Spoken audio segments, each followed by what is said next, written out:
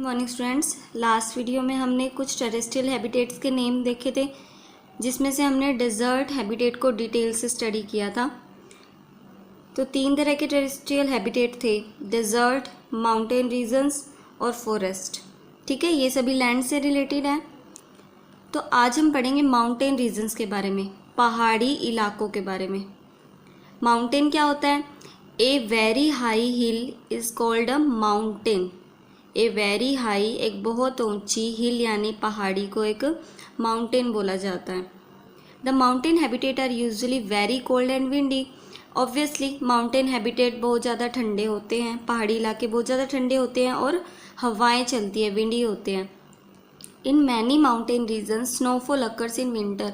बहुत सारे mountain regions में तो सर्दियों के टाइम स्नोफॉल भी होती है, यानी बर्फ़ भी गिरती है। Some of the mountains however always remain covered with snow. कुछ ऐसे माउंटेन्स भी हैं जो ऐसे नहीं है कि सर्दियों के टाइम ही वहाँ पर बर्फ़ होगी, कुछ ऐसे माउंटेन्स भी हैं जो हमेशा ही बर्फ़ से कवर्ड रहते हैं। There is a large variety of plants and animals living in the mountain habitats. Mountain habitats में बहुत तरह के प्लांट्स और एनिमल्स रहते हैं, लार्ज वेराइटी होती है। अब हम देखते हैं कि वहाँ के जो प्लांट्स और एनिमल्स हैं उनमें क्या क्या अडेप्टेशन है। अडेप्टेशन का मतलब उनकी बॉडी में क्या क्या ऐसे स्पेशल फीचर्स हैं जिसके कारण वो वहाँ के कोल्ड और विंडी एनवायरनमेंट में सर्वाइव कर पाते हैं। तो अब हम देखते हैं adaptation in plants to mountain habitat. पहले हम प्लांट्स के बारे में पढ़ेंगे कि वो माउंटेन हैबिटेट में कैसे सर्वाइव करते हैं प्लांट्स, ऐसी क्या अडेप्टेशन है, उनकी बॉडी में ऐसे कौन से स्पेशल फीचर्स हैं जिसके कारण वो माउंटेन के हैबिटेट में सर्वाइव कर लेते हैं। तो देखो, हमें पता है there is a lot of rain in mountain regions. बहुत ज़्यादा बारिश पड़ती है माउंटेन रीजन्स में। In the mountain habitat it is very cold during winter and snowfall may also occur. सर्दियों के टाइम तो बहुत ज़्यादा ठंड पड़ती है माउंटेन्स में और यहाँ तक कि बर्फ़ भी गिर सकती है। द रेन एंड स्नो में also damage the mountain trees and plants. तो जो बारिश, इतनी ज़्यादा बारिश हो रही है, स्नो पड़ रही है, तो वहाँ के जो प्लांट्स हैं, ट्रीज़ हैं, उनको तो बहुत ज़्यादा डैमेज करेगी ये फिर। ठीक है। At very low temperatures in winter the soil water freezes and hence becomes unavailable to the roots of trees plants. अब देखो, जो विंटर में टेम्परेचर होता है बहुत ज़्यादा कम हो जाता है, क्योंकि वैसे ही वो तो ठंडा इलाका है और सर्दियों में तो और ज़्यादा कम टेम्परेचर हो जाएगा। तो सोइल का जो वाटर होता है, सोइल मॉइस्चर होता है, वो फ्रीज़ हो जाता है, यानी जम जाता है। तो वो जो वाटर जम गया, अब वो प्लांट्स की रूट्स को अवेलेबल नहीं है, चाहे ट्रीज़ की रूट हो चाहे प्लांट्स की रूट को अवेलेबल नहीं है, क्योंकि जो ट्रीज़ और प्लांट्स होते हैं वो वाटर लिक्विड फॉर्म में गेन करते हैं, लेकिन यहाँ पर तो वाटर सॉलिड फॉर्म में हो गया, जम गया वो तो, तब वो अब उनके लिए अनअवेलेबल है, यानी अब उनके लिए वो पानी भी अवेलेबल नहीं है सर्दियों में, क्योंकि वो सारा का सारा पानी जो सोइल में है वो जम गया, फ्रीज़ हो गया कम टेम्परेचर के कारण। On the high mountains it is also more windy. High mountains में तो और ज़्यादा हवाएं चलती है। अब हवा चलेगी तो वाटर जो होगा वो और ज़्यादा इवेपोरेट होगा। इवेपोरेट मतलब वाष्प बनकर और ज़्यादा उड़ने लगेगा। Water evaporates more quickly in windy places, due to which the trees on mountains can lose too much water easily through their leaves. अब वाटर जो इवेपोरेशन की प्रोसेस है, वाटर के इवेपोरेशन की प्रोसेस जो प्लांट्स के लीव्स के through होती है, जिसे ट्रांसपिरेशन बोला जाता है। अगर हवाएं ज़्यादा चलेंगी तो पानी भी ज़्यादा ही इवेपोरेट होगा उनके लीव्स से। This means that to survive in mountain habitat, the trees should have adaptation to protect themselves from the rain water, snowfall and loss of too much water.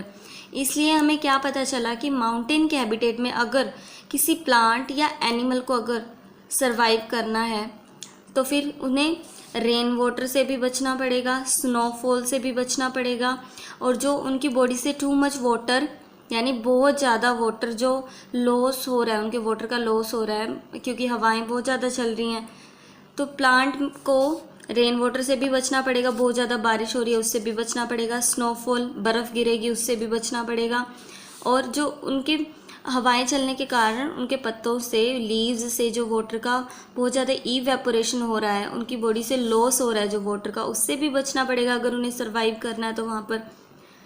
The trees can survive in extremely cold and windy mountain habitats due to the following adaptation. अब हम देखते हैं कि वहाँ के trees में ऐसी क्या क्या अडेप्टेशन है, क्या ऐसे स्पेशल फीचर्स हैं जिसके कारण वो माउंटेन रीजन्स में इजीली सर्वाइव कर पाते हैं। तो अब देखो कि माउंटेन रीजन्स में जो भी ट्रीज़ होते हैं ना, उनकी कोन शेप होती है, इस तरह में है ना, ये देखो ऐसे करके ये बने हुए हैं ट्रीज़, ये देखो कोन की शेप में है ना ये सारे ट्रीज़। अब इसके कारण क्या होता है, this shape of mountain trees makes the rain water and snow to slide off easily without damaging the plants and leaves. अब जो रेन वाटर होगा इनके पत्तों से ईजिली नीचे स्लाइड कर जाता है, ठीक है, तो ये इनकी ब्रांचेस को डैमेज नहीं कर पाएगा रेन वाटर। अब जब बर्फ़ गिरेगी तो भी वो भी क्या होगा, इसके ऊपर से स्लाइड कर जाएगी, तो इसके ऊपर रुकेगी नहीं ना, तो इसकी ब्रांचेस और लीव्स को कोई भी नुकसान फिर नहीं होगा, ठीक है। उन्होंने जो स्नोफॉल से बचना था, रेन वाटर से बचना था, उनको तो इनकी कोन शेप ने बचा लिया।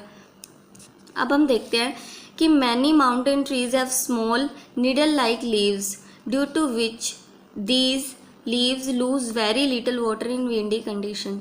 अब इनके जो लीव्स होते हैं ना, पत्ते होते हैं, वो बहुत ज़्यादा छोटे और नीडल लाइक होते हैं। तो ये देखो आपको नीडल लाइक दिखाई दे रहे हैं ना, नीडल लाइक होते हैं, जिसके कारण इनकी बॉडी से जो वाटर का लॉस होता है बहुत कम होता है, क्योंकि ये बहुत ज़्यादा छोटे होते हैं और इनकी नीडल शेप होती है। तो इनकी शेप के कारण इनकी बॉडी से वाटर का लॉस बहुत कम होता है।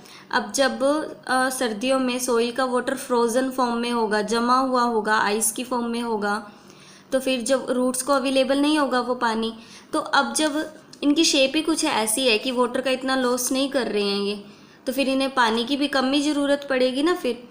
तो ये जो इनके पत्ते हैं ना, लीव्स होते हैं बहुत छोटे और नीडल लाइक शेप होने के कारण ये वाटर का लॉस है बहुत कम करते हैं विंडी कंडीशन में। आप देखो कि इनकी ना नीडल लाइक जो लीव्स हैं, इनके ऊपर एक थिक वैक्सी लेयर होती है जिन्हें क्यूटिकल बोला जाता है। हमने डेजर्ट के हैबिटेट में भी देखा था ना कि वहाँ के जो प्लांट्स हैं उनके जो स्टेम होता है उनके ऊपर भी वैक्सी लेयर होती है जिसे क्यूटिकल बोला जाता है। वैसे इनके पत्तों के ऊपर भी एक वैक्सी लेयर होती है जो इसके वाटर के लॉस को रोकती है, कम कर देती है। ट्रांसपिरेशन में लीव्स से वाटर का लॉस होता है ना, उसको ये वैक्सी लेयर कम कर देती है और प्रोटेक्ट भी करती है। जब भी रेन होगी या फिर स्नोफॉल होगी तो उसको प्रोटेक्ट भी करेगी लीव्स को।